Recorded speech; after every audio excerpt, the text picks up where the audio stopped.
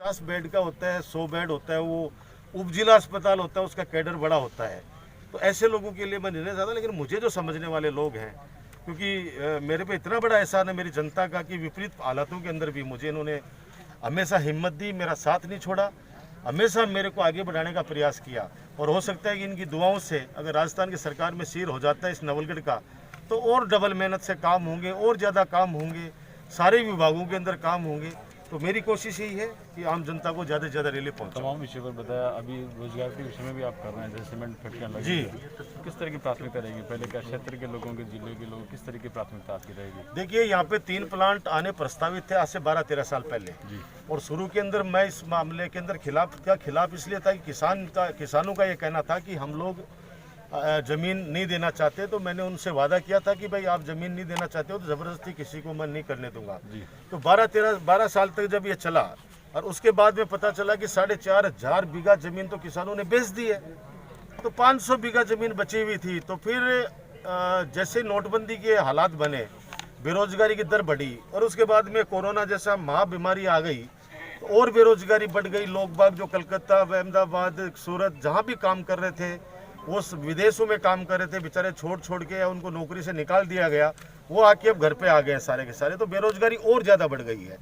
तो ऐसे हालात के अंदर यहाँ पे उद्योग धंधे लगने बहुत ज़रूरी हो गए। इसलिए हमने पहल की कि श्री सीमेंट वालों से कि आप लगाइए प्लांट, हम आपके साथ में। और आपको पता है कि किसानों का इतना ज़बरदस्त समझौता कि 10 लाख रुपए कच्ची बीघा, आप सोचिए कि 10 लाख रुपए कच्ची बीघा का भाव तय कराना कोई छोटी मोटी बात नहीं है।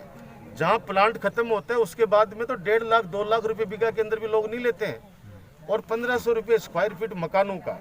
और ये भी तय करवा दिया कि जिन पर किसानों की वहाँ पे ज़मीन है, उनके परिवार का लड़का पहले वहाँ नौकरी लगेगा, उसको प्राथमिकता मिलेगी। अब वो चपड़ासी बनने लायक है तो चपड़ासी बनेगा, और वो अफसर बनने लायक है तो अफसर, यानी योग्यता के अनुसार उसको वहाँ पे जॉब दिलाया जाएगा। और आप सोचिए कि उसके आने के बाद के अंदर कितने लोगों को वहाँ पे प्रत्यक्ष रूप से, यानी टायर पंचर निकालने वाले व्यक्ति को भी, चाय बनाने वाले को भी रोजगार मिलेगा।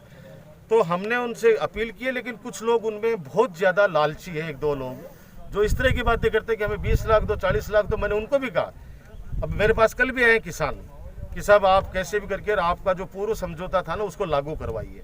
तो मैं जयपुर जाऊंगा और मैं इनको सीमेंट प्लांट वालों को बुला के कहूंगा कि भाई मेरा जो पूर्व के अंदर जो समझौता है उसको आप लागू करें, रिक्वेस्ट करूंगा उनसे। किसानों ने कहा कि हम देना चाहते हैं, क्योंकि अब 6 लाख रुपये घटा के उन्होंने कर दी। तो मैंने जब जो उन लोगों ने 1-2 लोग हैं उन्होंने कहा 20 लाख रुपये, मैंने कहा 20 लाख रुपये तेरे को दिलाता हूँ बाबा, लेकिन तू बगल के अंदर तेरे भाई की जमीन खरीद ले और उसको 15 लाख रुपए दे तू। बोले नहीं वो तो 1.5 लाख में लूंगा। तो तेरी तो 1.5 लाख, उसकी तो 1.5 मिलेगा, तेरे को 20 चाहिए। कहने का मतलब है कि वो आदमी त्यागी भी नहीं है। अगर वो कहते ना कि ठीक है साहब 20 दिलाऊं, 15 लाख रुपए मेरे छोटे भाई वाले जमीन को खरीद लूंगा 15 में, लेकिन उस पर तो दबाव डाल रहा है कि तू 1.5 लाख में दे मेरे को, और खुद उसको चाहिए उसका। तो ये इस तरह के लोग हैं, उनको भगवान सद्बुद्धि दे। अगर ये प्लांट लगता है तो हजारों लड़कों का रोजगार वहाँ पे लगेगा।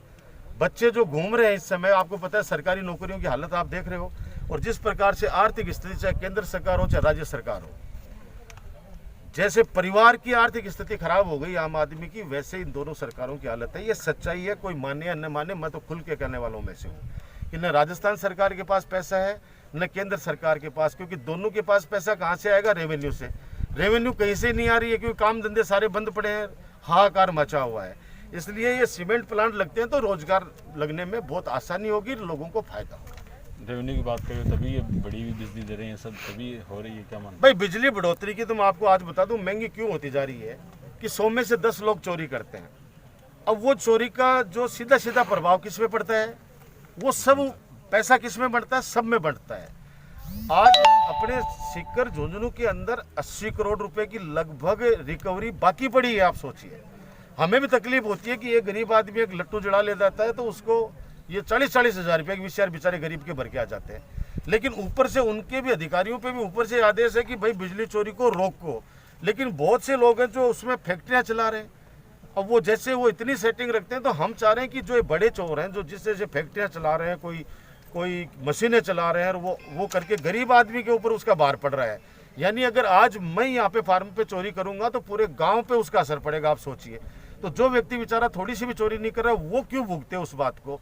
इसलिए मैं आम जनता से भी अपील करूंगा कि अपने को थोड़े से स्वार्थ के लिए मत करो ऐसा काम, क्योंकि आजकल इतना ज़्यादा सख्त हो गया कानून कि अगर साल भर आप लोग कर गए, एक दिन के अंदर वो 50,000 की भर गया तो बराबर हो जाएगा हिसाब, और गांव में बदनामी होगी वो अलग से। इसलिए उन चीज़ों से बचो। अपने को 10 लाइट की आवश्यकता है तो 2 लाइट काम में ले लो भाई, क्योंकि परिस्थितियाँ बदली हैं।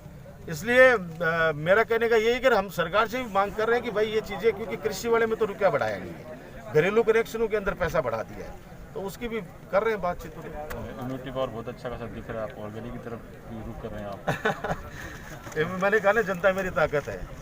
तो हमारे श्याम जी खड़े हैं, देख लो, वो 18 साल को है, 18 साल के मात्र। मतलब कहने का मतलब कि हमारे जो है ना ताकतवर लोग हैं सारे, और मेरी बात भी मानते। देखो ना, आपने डिस्टेंस बना के खड़े हुए हैं लोग, और सब ने मास्क लगा रखा है, आप सोचिए। तो सारे हमारे लोग समझदार लोग हैं, मेरी बात का हमेशा ये लोग आदर करते हैं, और मैं सौभाग्यशाली हूँ कि मेरी जनता इतना मुझे चाहती है और मैं इनको इतना चाहता हूँ। इसलिए मैं हमेशा कहता हूँ, थे महाकार मैं था का।